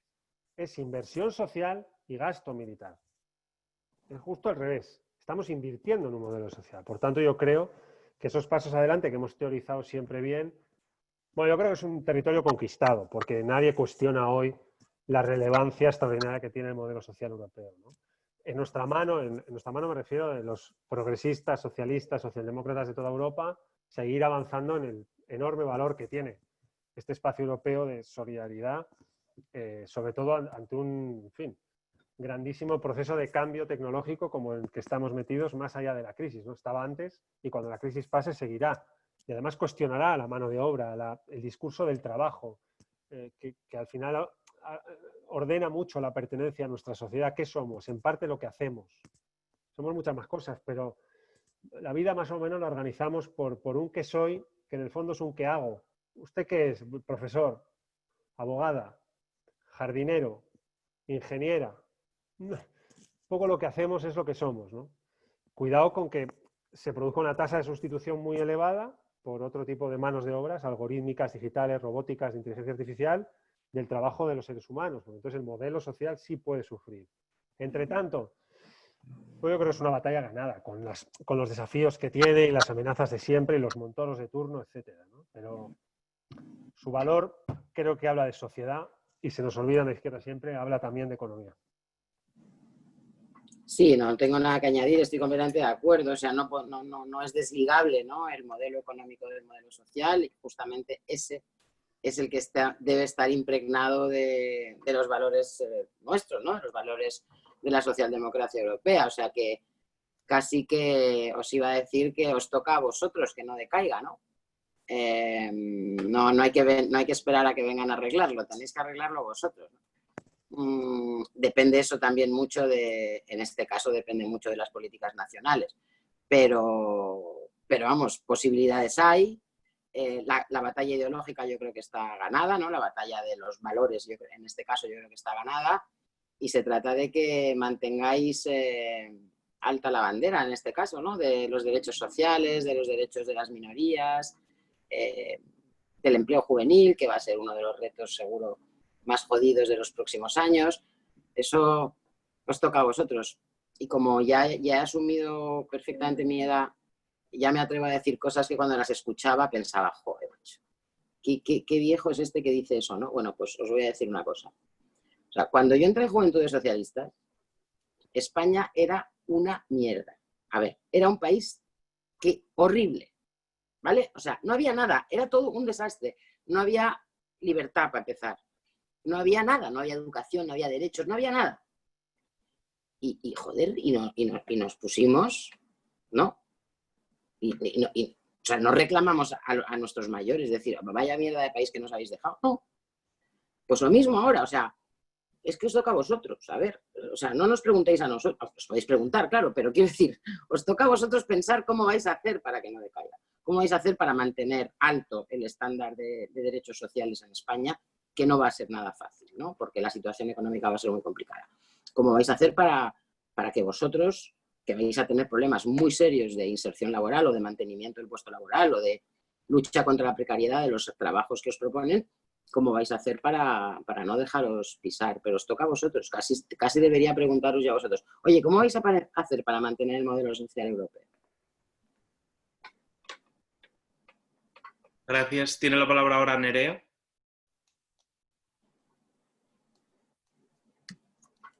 Bueno, hola, muchas gracias a los dos por participar en esta conferencia esta tarde. Y quería preguntaros, precisamente por esto que comentabas ahora, Elena, sobre el empleo juvenil, que en la anterior crisis muchos de los jóvenes de nuestro país tuvieron que salir fuera porque no tenían, pues eso, no encontraban trabajo o su empleo era precario, bueno, tuvieron que verse obligados a salir afuera de España a buscar un empleo. Quería preguntaros qué respuesta creéis que debería de dar el gobierno para este tipo de problemática y cuál creéis que debería ser la respuesta de Europa a nivel general para este tipo de medidas de empleo juvenil. Gracias. Pues, Elena, ¿o qué? Sí, sí. No, yo creo que, vamos a ver, casi nunca la historia nos enseña que la economía puede ser sustituida por la política. Casi nunca. Y cuando nos lo enseñas, para mal. Esto es algo que a los comunistas les costó un siglo comprenderlo, desde 1921 hasta 1989, que se cayó el muro. Por tanto, no cometamos el error de pensar que la política puede sustituir a la economía, pero que no cometamos nunca tampoco el error de pensar que la economía puede funcionar bien sin la política, porque el mercado se regula solo, la mano invisible, etcétera, etcétera. Por eso nosotros siempre hemos pensado que el modelo óptimo es una economía de mercado regulado. Y en la regulación del mercado y de las condiciones de nuestro aparato productivo, la economía se optimiza y mejora o decrece y cae. La mano del gobierno y de las instituciones, ¿qué hay? ¿Soluciones mágicas? Es probable que Pablo Iglesias crea que sí, pero no. Uno tiene todo en la cabeza, en la universidad y en las ponencias de Podemos y de Izquierda Unida, como Alberto Garzón, que no es que esté yo empeñado con él hoy, pero ya que me preguntas, pues porque me cae muy bien. Tiene la clave para arreglar el mundo. Le nombran ministro de Consumo y ¿qué hace el tío? No hace nada en lo que le toca. Porque claro, es muy complicado enfrentarte a las casas de apuestas y cerrarlas en los barrios obreros. Cojones, si no eres capaz de cerrar los sitios de apuestas en Vallecas, ¿qué coño de mundo vas a cambiar? Por tanto, calma, con tener la razón siempre y perderla en el ejercicio práctico de la política. ¿Por qué puede hacer el gobierno? Yo creo que puede generar las condiciones para que la economía española absorba a vuestra generación en las mejores condiciones posibles. Que el otro día con los chavales, la organización con Juventudes Socialistas de Cantabria, creo que les dije lo mismo. Esta es una generación que es más o menos la vuestra, por lo que esto es un poco, quizá un poco menos, pero que se ha comido 12 años de crisis. La crisis de Lehman Brothers, la más grave desde el crack del 29, y después la mayor parálisis productiva y de movilidad de la historia. Que se recuerde. Bueno, dos crisis de enorme magnitud, una tras otra, por tanto, una cierta construcción cultural en forma de crisis para la generación que en los próximos años tiene que ser, pues, nada más y nada menos que la base productiva del mundo. Traspasando ya las fronteras de España y de Europa, la generación que va a ser la clave productiva del mundo se ha educado en 12 años de crisis no menores. Yo cuando salí de la universidad había una crisis que era la crisis de las .com, una broma, comparado con esto, por incidencia alta que tuvo en el desempleo juvenil. Por tanto, el gobierno tiene que generar o tratar de generar consensos en la mesa de diálogo social y, desde mi punto de vista, grandes pactos de Estado. Siento si aquí contradigo la doctrina de la Ejecutiva Federal o del gobierno actual, pero yo creo que de esta solo se sale con grandes pactos de Estado. No quiere decir pactos PSOE-PP, no, esos son pactos PSOE-PP. Pactos de Estado es todos, incluidos los sindicatos, las organizaciones empresariales, las comunidades autónomas, etcétera, en una determinada dirección. De saber que nunca más el turismo va a generar 12 puntos de PIB. Que probablemente tenemos industrias que se están quedando viejas a más velocidad de la que pensamos. Que si no tomamos decisiones bien tomadas, podemos tener mayor volumen de deslocalizaciones, más alcoas, etcétera, etcétera. Y que necesitamos tener un aparato productivo que compita para absorber talento y no ser dependiente de fuera. ¿Cómo se hace eso? Con formación, con I+D, con una correcta adaptación de las leyes y con una correcta orientación del presupuesto. Si algunos se dedican a colocar lo que le pasa mucho a Pablo Iglesias, ¿sabes? Que es no que sus ideas pasen por la realidad, sino que la realidad pase por sus ideas. A ver si le dan la razón. Y esto no va de eso. Esto va de que tu enfoque transforme la realidad.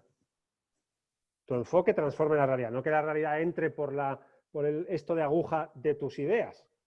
Pero normalmente eso acaba mal. Por lo tanto, si se dedican a ideologizar las tomas de decisiones, pues seguramente será una generación que pagará un precio elevado. Si se invierte en educación, si se invierte en I+D+I, si se hace un gran pacto de Estado por la competitividad de la economía, si se adapta el aparato productivo a la revolución tecnológica, si se orienta bien y no de manera ideológica, sino bien a los requerimientos de la sostenibilidad medioambiental, la economía española es la economía de un país que sabe hacer cosas. Como decía Rajoy, los catalanes hacen cosas, ¿os acordáis? Pues un país que sabe hacer cosas, que tiene talento productivo. Depende de las condiciones que se generen. Pero yo, desde luego, creo que esta es una generación que se la juega, porque habéis vivido 2 crisis de enorme trascendencia, enorme intensidad, no han sido crisis menores. Y yo creo que con esta generación, en parte, se la juega el país. Ojalá acierten. Yo creo que el gobierno tiene una enorme oportunidad este año con las leyes que está planteando y con el presupuesto general del Estado, que parece que va a salir. Vamos a ver si orienta bien. Yo, en fin, quiero ser optimista. Sí, o sea, la única cosa que a mí me preocupa un poco es que no oigo hablar mucho del problema del empleo juvenil, ¿no? No O sea, está. en los análisis no está. No está. Es una cosa que me llama muchísimo la atención porque va a ser sin duda uno de los temas más jodidos de abordar, ¿no? Entonces yo justamente iba a contestar, hace falta un gran pacto de Estado por el empleo juvenil. O sea, como mínimo eso, ¿no? Porque además el problema es que tiene que ser relativamente rápido, porque la gente joven se desengancha, es decir, que hay que entrar en el mercado laboral, ¿no? Se desengancha la generación, porque ya no está en ningún espacio, ¿no? Entonces, este es uno, ¿no? O sea, un gran pacto de Estado por el empleo juvenil. Deberían estar pensando en eso. Yo espero que en el programa que se presente a Bruselas eso esté claro. Pero no estaría mal empezar a hablar de ello, también os digo, porque lo veo poco presente en los análisis de lo que nos va a pasar. No veo mucho el asunto del empleo juvenil. Muy bien. No sé si tenemos alguna pregunta más. ¿No? Yo, Vic, aprovecho. Yo, nada, yo quería ahondar un poco más, aunque la respuesta que disteis fue que no teníais la respuesta, pero me gustaría saber vuestra opinión y que profundizarais un poco más. Creo que era Omar el que lo decía antes, ¿no? Me gustó mucho la pregunta porque yo la reflexiono a veces cuando veo todo esto que está pasando. Como la respuesta a todo el coronavirus o la crisis de la COVID, yo creo que es el ejemplo claro, ¿no? Como la respuesta a todo esto no sea europea, nosotros, que somos un país muy europeísta, y nosotros, que somos una organización terriblemente internacionalista, a veces nos flaquean un poco los cimientos, porque si no vale ni para esto, ¿para qué vale, no? O sea, ¿por qué? ¿Por qué contribuimos? ¿No? Creo que era Edu el que mencionaba antes, que si lo que se plantea ahora lo hubiesen planteado en la crisis del 2008, pues igual ya todo este tema del Brexit o todas estas cosas separatistas de los países igual no se hubiesen llegado a plantear, ¿no? Entonces, ¿cuál va a tener que ser la respuesta de verdad? O sea, sé que no la tenéis, pero ¿cuál no debería ser la respuesta entonces que debería dar Europa, pues para que todos estos caminos puedan seguir construyéndose hacia adelante? Porque de verdad que, ¿a dónde vamos? Me gustaba, creo que lo decía Elena antes, ¿no? Que lo apunté por ahí en un papel y ahora no sé dónde puse el papel. Que lo primero que tenemos que tener claro es a dónde queremos ir como continente o como Unión Europea. Y yo no sé si lo tenemos claro, pero no sé si lo tenemos claro porque no es razonable que una empresa multinacional que está afincada en España descentralice su producción para llevársela a otro país de la Unión Europea, por ejemplo. No me parece, bueno, no sé si lo es o no, pero no me parece del todo razonable. Bueno, No sé. eso digamos que o sea, no podemos estar a favor del libre tránsito y de eso no. Entonces yo creo que, y de la creación de un espacio económico futuro común, a partir de una zona monetaria también común, y no... Pero entonces empezamos por ahí, no empezamos por el tejado, ¿no? Porque lo digo en el sentido de saber el camino al que vamos, ¿no? ¿Queremos ser productores o queremos tener la producción, un continente que produzca, o queremos ser el continente que desarrolle el I+D, o queremos ser el continente que desarrolle todo el tema tecnológico, que al final resulta que creíamos que íbamos a tener la delantera porque íbamos a tener a China produciendo los smartphones, pero los ingenieros que los diseñan iban a estar aquí, pero al final está todo allí? ¿no? Yo es que no lo sé, de verdad, si hay alguien pensando, vosotros que estuvisteis en Europa, ¿hay alguien pensando en esto? Espero que sí, porque si no, no me queda mucho consuelo. Sí, hombre, sí, yo creo que sí. A ver, sabemos dónde, es que son como las grandes preguntas, ¿no? Pero no es que estuviéramos en Europa, seguimos en Europa. España no se ha ido de Europa, no hemos tenido un Somos Europa, somos éxito. Europa. Somos Me Europa. refería a vosotros dos en concreto. Ya, ¿no? dices en Bruselas, en Bruselas. Sí. A veces Bruselas, yo siempre pensaba que es lo menos europeo que hay, porque es una especie de como de todos funcionarios con corbata, ¿sabes? Esto no puede ser Europa. Pero bueno, no, yo creo que sí. A ver, no podemos minusvalorar el inmenso valor histórico que tiene lo que está pasando en cuanto a la decisión de este nuevo modelo de la Comisión Europea. Y sobre todo a la viabilidad de los países que ha permitido la financiación de la deuda del Banco Central Europeo y a los mecanismos de financiación del MEDE. Ahora el paquete de ayuda. Ojo España, Italia, Portugal, sin todo eso en estos años y en esta crisis. Pero yo creo que es una especie de anillo de seguridad democrática que nos permite seguir formando parte de este espacio común, ¿no? Yo sí creo que sabe a dónde va, pero además está muy bien que discuta y que a veces parezca que no lo sabe. Porque la Unión Europea, España, el socialismo, la política, no es dogma, es discusión. Y es acierto y es error. Y admite debate y admite errores y admite pasos adelante y a veces pasos atrás. Y la historia nunca es lineal, ni es exacta, ni es perfecta, ¿no? Son modelos democráticos y por tanto son modelos imperfectos. Como todo en la vida es imperfecto y se somete a opinión, ¿no? Y Merkel, la propia Merkel, ¿no? Que yo la vamos a echar mucho de menos cuando se vaya y que a mí últimamente me tiene enamorado en términos de liderazgo político, me refiero. Bueno. Sí, en términos de liderazgo solo. Ha cambiado de opinión con respecto a lo que hay que hacer económicamente desde hace 10 años a hoy, ¿no?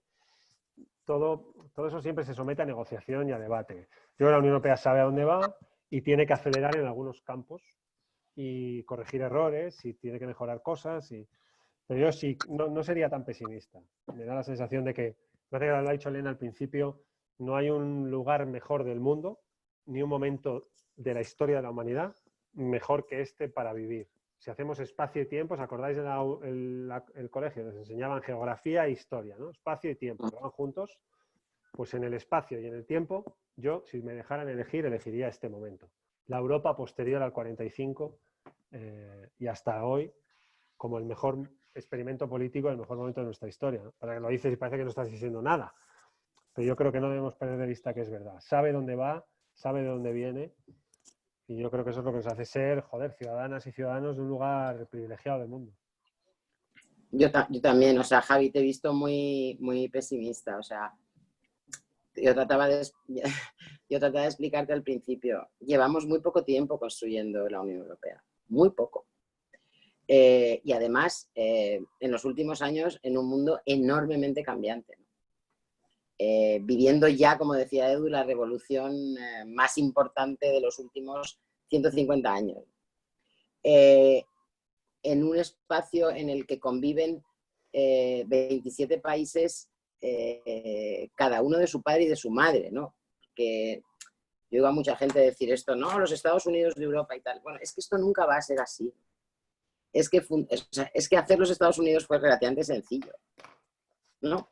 13 colonias bastante parecidas entre sí, bastante nuevas, mismo idioma prácticamente, mismas culturas. Era muy sencillo. Esto es muy complicado porque son países muy distintos y no todos los países tienen las mismas necesidades, ¿no? Ni tienen las mismas capacidades, ni... Entonces, conjugar, ¿no?, la voluntad democrática de tanta gente tan diversa en unas condiciones, digamos, tan distintas, no es fácil. Por eso decían, los padres fundadores decían que se avanzaba a pequeños pasos porque era la única manera de avanzar en la Unión Europea, ¿no? Poquito a poco. Pero creo que, como dice Edu, este último paso, si finalmente se da en el Consejo Europeo, entonces este será un gran paso, ¿no? Habremos ido a pasos pequeñitos y este de repente, ¡bomba!, será un gran paso. Probablemente el segundo gran paso después de haber decidido unirnos después de matarnos, ¿no? Entonces, ¿qué va a resultar de ese gran paso? Pues yo tengo bastante esperanza que resulte en una Unión Europea mucho más sólida. O sea, no creo que estemos completamente desorientados en lo que queremos. Otra cosa es nuestro papel en el mundo. Este está más complicado todavía, porque la política exterior todavía sigue siendo muy el coto cerrado de los países. Entonces, eso es todavía más difícil de conjugar, ¿no? Pero el mercado único, la moneda, si finalmente conseguimos construir la fiscalidad, todo eso va a ir haciendo que esto se consolide. Que vamos más lentos que los demás porque es que esto es democrático y es acordado. Y siempre lo que es democrático y acordado suele ser más lento. Es mucho más fácil que llegue el presidente de la República Popular China y diga por aquí, y en los próximos 200 años vamos a hacer esto, y esto, y esto, y esto. Aquí es diferente. El mundo es cambiante. Tú tienes que adaptarte también a lo que va sucediendo. ¿Quién nos iba a decir a nosotros que nos iba a caer este muerto que nos ha caído con la COVID-19? Era impensable, pero sucede. Y lo importante es cómo reaccionas cuando sucede. Y esta vez hemos reaccionado de manera completamente distinta a la crisis anterior. Porque también se aprende de los errores. Tú vas construyendo, ¿no? De repente viene una tormenta, se te cae el tejado, pues la siguiente vez ya haces el tejado un poco mejor. ¿Para qué? No, este es el aprendizaje de la construcción europea. Pero tenemos que ser, yo creo, O sea, yo creo que hay que ser críticos con las cosas que hay que ser críticos en la Unión Europea. No tengo ninguna duda, y además mejor que seamos críticos los europeístas que los antieuropeos. Pero también tenemos que considerar en términos históricos, políticos, filosóficos, culturales, de valores, ¿qué somos? ¿Qué habría sido de España, de Grecia, de Portugal? ¿Qué habría sido de nosotros si no hubiéramos estado en el espacio europeo? Antes, incluso en la crisis anterior y en esta. Entonces, que hay que mejorar, que hay que ser más, que hay que tener una voz más fuerte, ¿no? Hay que hacerlo, pero estamos en un buen sitio. Yo creo que estamos en el mejor sitio del mundo. Gracias. Tiene la palabra ahora Carmen Eva y con esto terminamos ya el turno de preguntas. Bueno, ¿se me escucha? Sí. Bien, bueno, lo primero, gracias a Juventudes una vez más por su invitación. Decía David que él no era de Juventudes, yo sí, sigo siendo. Este es mi espacio y aquí siempre me siento en casa y vosotros y vosotras lo sabéis. Ya que me permitís además cerrar esta parte de las preguntas, quiero a la vez que os lanzo una pregunta, plantearos a todos y cada uno y cada una de vosotras una reflexión. Yo también creo que Europa no es tanto que sepa a dónde va, sino que sabe de su propia utilidad. Y digo que no es tanto que sepa a dónde va porque aquella frase de Borges yo creo que cada día tiene más utilidad, ¿no? Somos lo que hacemos, vamos a ser lo que consigamos hacer cada día. Esto no está escrito y cada día la realidad va a necesitar de nuestra visión y de nuestra forma de entender el mundo y de tratar de corregir aquellas cosas que no nos gustan y que generalmente son desigualdades.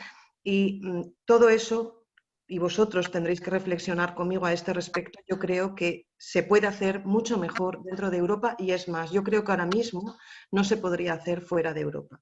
Si os dais cuenta, la crisis de la COVID-19 lo que ha puesto de manifiesto es que nada se puede entender de forma individual. No hay ningún sistema sanitario, por muy imperfecto que sea, que esté más cerca de lo que es útil para afrontar una pandemia que el sistema europeo. Eso con todas las debilidades y con todas las diferencias que tiene.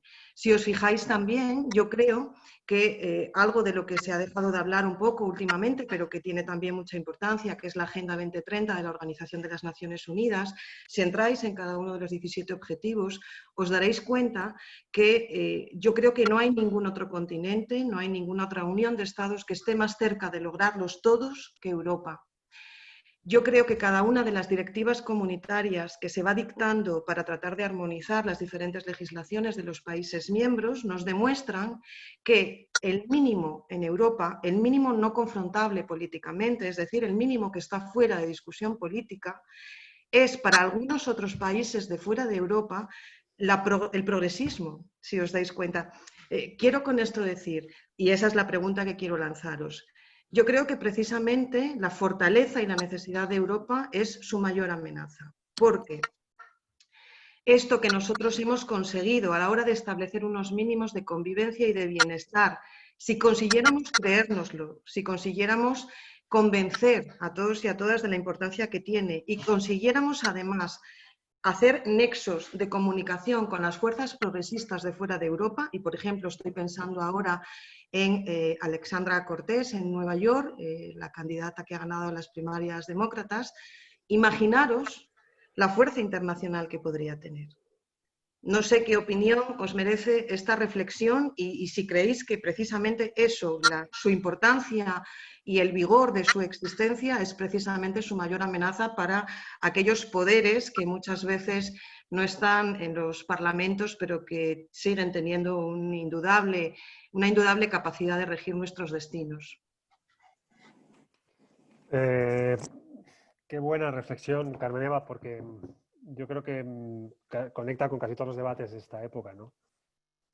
Hay tendencias autocráticas subyacentes y contradictorias con un modelo democrático de estándares elevados, como son los europeos, las democracias liberales europeas, incluso en sitios insospechados.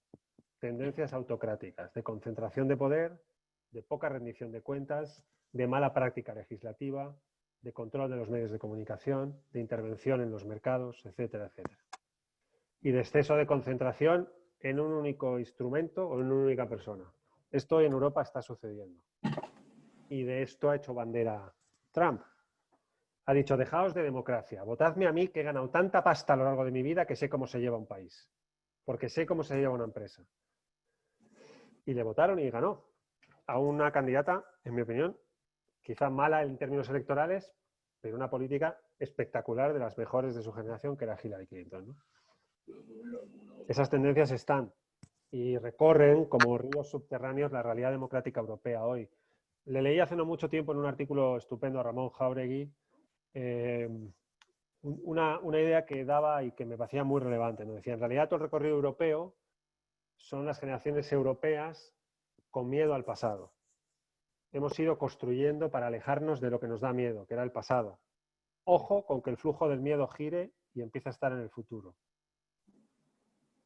¿Cuál va a ser el comportamiento europeo si el miedo ya no deja de ser el del 45 y empieza a ser el que está delante? ¿Cómo reaccionaremos?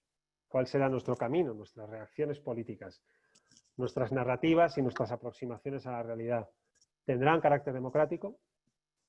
¿O el miedo al futuro provoca autoritarismo? Cuando uno tiene miedo al futuro, ¿qué surge antes? ¿Surge Alemania? ¿Surge Portugal? ¿O surge Hungría y Polonia? Esa es la gran pregunta que nos tenemos que hacer. Y dos, no bajar nunca los brazos en las exigencias de la pauta democrática, porque a veces, en aras de una idea que nos parece estupenda, cometemos imprudencias de carácter democrático y de carácter institucional. Y creo que en España se está cometiendo más de una, hoy. Y en otros países europeos también. Deberíamos ser casi excesivamente pulcros en la viabilidad, la eficiencia y los cuidados que merece un sistema como este. Porque en fin, nosotros hemos llegado muy tarde a él, llegamos en el 78, pero en Europa costó la de Dios es Cristo llegar a él. Y por el camino 50 millones de muertos, sin los cuales seguramente pues la historia de Europa hubiera sido una bien distinta, ¿no? Bueno, yo creo que en su debilidad, en su fortaleza está su debilidad y en su debilidad está su fortaleza. Algo de lo que ha dicho Elena conecta con esto, porque hay algo de renuncia a proyectar el modelo en el mundo. Eso sí sucede en los últimos años. Hemos replegado y nos hemos dedicado a las labores domésticas, entendiendo domésticas como las continentales, y hemos renunciado a decir moral, ética y políticamente los sistemas democráticos son el punto más elevado del pensamiento político y no son horizontales con los sistemas dictatoriales. No es lo mismo un lugar donde a los homosexuales y a las lesbianas, a los inmigrantes y a no sé qué, no se les fusila que en los lugares en los que sí. No es lo mismo un lugar donde la oposición política es tan legal como el gobierno que allí donde se fusila a los opositores. No hay horizontalidad posible. Por tanto, yo creo que los sistemas democráticos están en el punto más elevado del pensamiento político. Y en su obra práctica, pues se ve muy claramente en Europa. Yo creo que Europa debe no perder de vista la importancia histórica que tiene trasladar o querer la vocación universalizante del sistema democrático. Porque es el sistema mejor y el sistema más eficaz. No cometamos el error de pensar que no hay que cuidarlo y no cometamos el error que, bueno, es horizontal con otros modelos como el chino. No, no es horizontal con China. China puede ser un aliado en las discusiones globales. Seguramente tenemos muchas cosas con las que podemos compartir, pero sabiendo que es un sistema como el que es y que es contrario a nuestro modelo y que no tenemos que tener dependencias con ellos. Seguramente este va a ser un siglo chino. Convendría que si lo va a ser, al menos nos demos cuenta que lo está haciendo y defendamos nuestro modelo, ¿no? Que es el propio, el europeo. Y yo creo que el que mejores noticias le ha dado a la humanidad en los últimos 300 siglos ha sido este trazo de historia y este trazo de tierra que se llama Europa desde el año 45. Sí, bueno, estoy completamente de acuerdo y me parece además muy pertinente la reflexión que hacías, Carmen Eva. Yo me he saltado una crisis porque hemos estado hablando un poco de, ¿no?, de lo que nos ha pasado a nosotros, ¿no? Desde la caída de Lehman Brothers hasta la COVID. No sé por qué se dice en femenino, a mí siempre me sale como naturalmente. La pandemia, ¿no? El COVID, me sale la COVID me suena horrible, pero bueno, la COVID-19. Y lo de D es porque fue en diciembre. Se puede hacer en diciembre. Eso ya me lo enseñó a mí me lo enseñó. Pero ha habido, o sea, esto para hablar un poco de los valores. O sea, ¿dónde hemos perdido? Porque, o sea, así como Javi me parecía un poco pesimista, tú me pareces excesivamente optimista, ¿no? Nosotros hemos perdido un poco de razón ética, digamos, ¿no? Porque no hemos hablado de la crisis de los refugiados. A eso me refería. Es decir, hemos hablado de nuestras crisis, de lo que nos pasa a nosotros, pero no hemos hablado de la crisis de los refugiados, donde Europa se dejó jirones de prestigio. Jirones. Entonces, claro, es muy difícil andar por el mundo dando lecciones de derechos humanos, de democracia y tal, y de igualdad cuando nosotros fracasamos estrepitosamente, ¿no? Digamos, en ayudar a aquellos que lo necesitaban. Esto ha dejado una huella en el resto del mundo, sobre todo en el mundo en desarrollo y en el mundo que sufre, digamos, que mire a Europa como referente, ¿no? Por esto de la democracia, de la protección a los más desfavorecidos, del respeto a los diferentes, de la vida real, ¿no?, de un gobierno, una oposición, una rendición de cuentas, unas instituciones, etcétera. Pues para muchos en el mundo somos una referencia, pero tenemos un gran manchurrón porque hemos tenido una crisis, o sea, hemos protagonizado, ¿no?, una crisis de solidaridad enorme. Y entonces estamos un poco más acogotados todavía, porque es difícil ir a dar lecciones si no das un poquito de ejemplo, ¿no? Entonces hay algunas cosas que claramente hay que corregir y que tenemos que ser más valientes, ¿no?, a la hora de defender lo que nosotros pensamos. O sea que, bueno, yo creo que estamos en un momento, como decía Edu al principio, bastante de definición, ¿no?, existencial de lo que tiene que ser la Unión Europea al futuro. Creo que hay elementos que nos permiten ser muy optimistas, pero creo que no debemos olvidar que en realidad, si miras el mapa del mundo, somos una esquinita enana, ¿eh? Somos muy pequeños, somos una esquinita de Eurasia, o sea, somos, no te digo ya España, pero la Unión Europea. Entonces, siendo tan pequeños, hay que ser, yo lo sé bien porque yo soy bajita, hay que ser fuertes y potentes, ¿no? Y no dejar que te pisen, pero a la vez tienes que cumplir con tus propios preceptos, ¿no? Tú no puedes dejar que los niños se ahoguen en las playas europeas. No puedes, o sea, no puedes. Y ahí, permitiendo que eso suceda, desandas un camino gigantesco que habías avanzado, ¿no? O sea, es tan importante como eso. Eso es lo que tú le cuentas al mundo. Tú le cuentas al mundo que dejas que los niños se ahoguen en las playas europeas, entonces, macho, estás jodido para darle lecciones a nadie en el resto del mundo, ¿no? Entonces, bueno, la reflexión de Carmen Eva me ha permitido recordar esa otra crisis que tuvimos en medio, ¿no?, que es una crisis de solidaridad como la Copa de un Pino. Muy bien, pues muchísimas gracias a los dos, a Edu y a Elena, por haber estado aquí esta tarde. Muchísimas gracias al resto de compañeros de Juventudes, tanto de Asturias como de otras federaciones que habéis estado aquí. Por supuesto, los que no sois de Juventudes o lo sois de Espíritu todavía. Como sabéis, estamos programando más coloquios de estas características que iremos anunciando en los próximos días por si os apetece uniros, así que nada. Muchísimas gracias de nuevo y nos vemos en la próxima. No sé si Edu, Elena, queréis decir algo más. No, Sí, o sea, yo me quiero quejar de que no haya espicha después de esto, ¿no? Mm. Entonces espero que quede pendiente la espicha, no otro coloquio, pero por lo menos la espicha que deberíamos ver en este Queda final, ¿no? pendiente para cuando podamos retomar esos buenos hábitos. Vale.